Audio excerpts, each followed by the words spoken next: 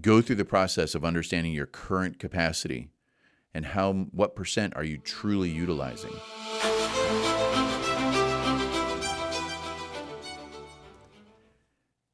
Hello, and welcome to another episode of the Physician Growth Accelerator, a show where we break down your medical practice vitals into systems, give you the tools to diagnose root cause of what may be restricting your growth, and most importantly, prescribe what to do about it. I'm your host, Zed Williamson, and I believe that every system is perfectly designed to get the result it gets. The reason, there is freedom in that statement.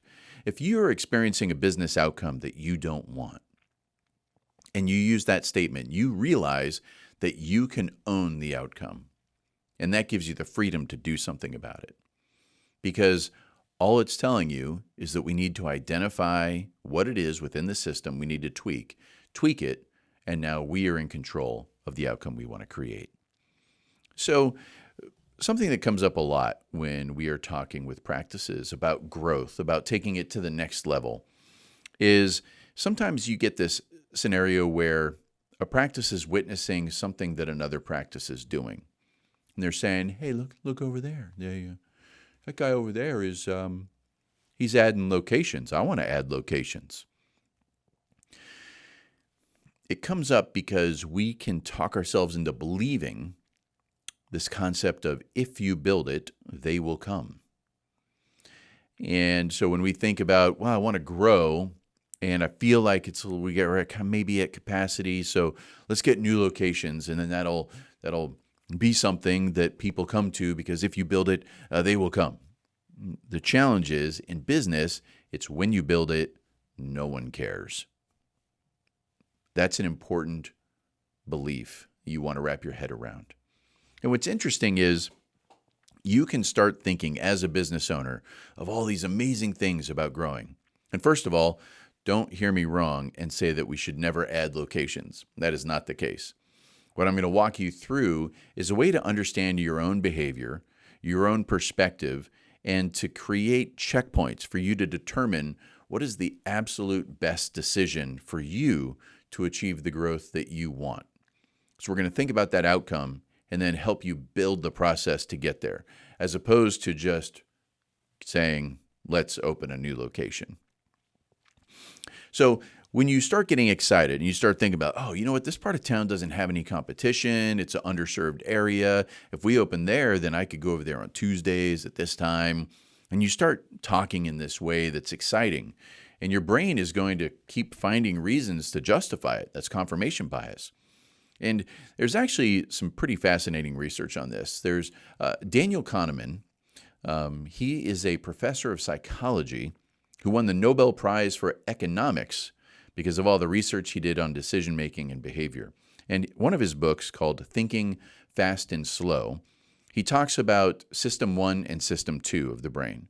System 1 is this fast, let me recognize and rock and roll. System 2 is the thoughtful aspect.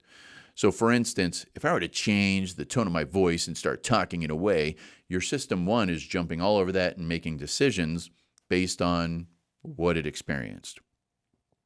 If I said, what's 947 times 72, that's your System 2 brain is going, let me figure that one out. Now, when we're talking to ourselves in this excited state of, I'm going to open these locations, and we're going to be in this part of town, and we're going to grow here and grow here and grow here, System 1 is all over it. And specifically in that book by Daniel Kahneman, he refers to that as what I see is all there is. This is a really important thing to understand about our own behavior.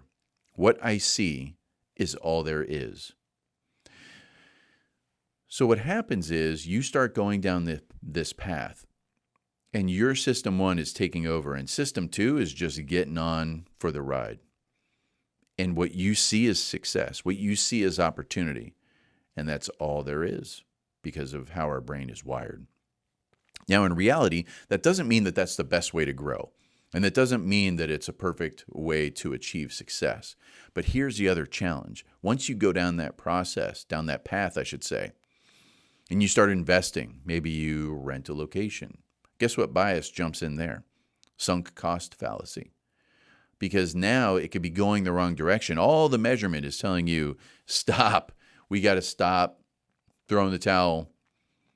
But our brain is saying, well, we've already invested this much money. What's some more months? What's some more money? That's what happens. So how do we think about this if we want to make sure that we're not putting ourselves in a bad position from the standpoint of making sure we're making the right decision? Well, we got to look at some numbers.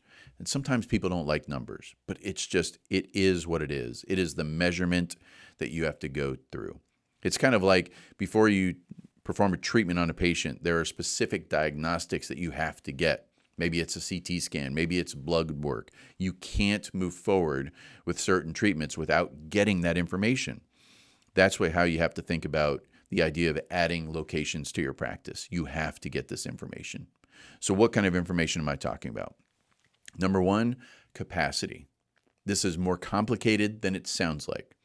Let's say you are a single physician that does a specific treatment that you love doing and you want to do more. The capacity is not just your ability to do those treatments. It's the impact on the entire system. So what does pre-op appointments seem like from the standpoint of how far in advance, who sees them? Post-op appointments. If you're opening another location, how much capacity does that truly add to your organization if you take into account travel time and staffing? And how much cost does it add to the organization? And then what you want to do is you want to look at your current setup and say, what would it take to absolutely maximize capacity so that another location is required because you are bumping up to a ceiling that you can't get through? And think about all the things that go into account to create that. It's new patient appointments. That means people are on the phone booking those appointments. That means there's slots and times available within the next few days. I say the next few days because once you start booking appointments out weeks into the future, no-show rate goes through the roof. And once they're in the practice, what kind of diagnostics have to happen for you to be able to do that treatment? Are those diagnostics in-house or do you have to send them out? In your new location, are you going to invest in the technology to be able to do those diagnostics in-house, or are you going to send those patients out? And if you send those patients out, how far do they have to go? How much of a struggle is it for that patient to go through that diagnostic process so that they can actually come back to you for the procedure? So you see how there's so many variables that come into this, and our brain gets stuck in the what I see is all there is. Now, there's a couple things that you can do in regards to your own planning. Number one is something that I refer to as the pre-mortem. This is how this works. So you sit down, and in your brain, you say, okay, we have a new location, and it is 1 year later, and it is in this area, and I'm staffing it this way. And 1 year later, it has completely failed. You state it. It has failed. What has to happen between now and then for the failure to occur? And what it does is it guides your brain to start looking for the aspects of what might actually cause problems. And that's where you can start to realize, like, okay, wait a second. If this happens, it'll fail. Now you can plan to make sure that doesn't happen, mitigate it in advance. Or you can actually use it as information to say, hey, you know what? Maybe this isn't the greatest idea right now. Maybe there's another way for me to think about this. And maybe I can achieve my actual outcome based on what I'm doing now. And the reason that's important is because we can get excited. We can say like, ooh, a new location equals success. We can make that definition in our brain, and then it drives all this, what I see is all there is behavior. And it drives the sunk cost fallacy and all these things that keep my brain going in a direction that maybe isn't the best for the practice. So the key to walk away with today is if you want to grow, if you want to achieve an outcome, a goal that's specific, and right now you believe it is only attainable by adding a new location, then go through the process of the pre-mortem. Pretend it failed. What happened? Go through the process of understanding your current capacity and what percent are you truly utilizing. Go through the process of identifying what is the new total net capacity by adding this location. We've seen practices before. The reason why I get passionate about this is we've seen practices before that kind of jump the gun. They open locations and their net capacity goes down because of travel time, because of diagnostics, all these things. And all you do is you have more locations. Now look, if your goal is to have more locations, like that is a bucket list item, I want multiple locations, that is the desired outcome, then rock and roll. But if the multiple locations is a path to a different goal, then just make sure it's set up for success. Because remember, every system is perfectly designed to get the result it gets.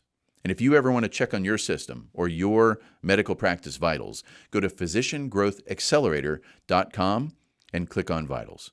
We'll see you again on the Physician Growth Accelerator.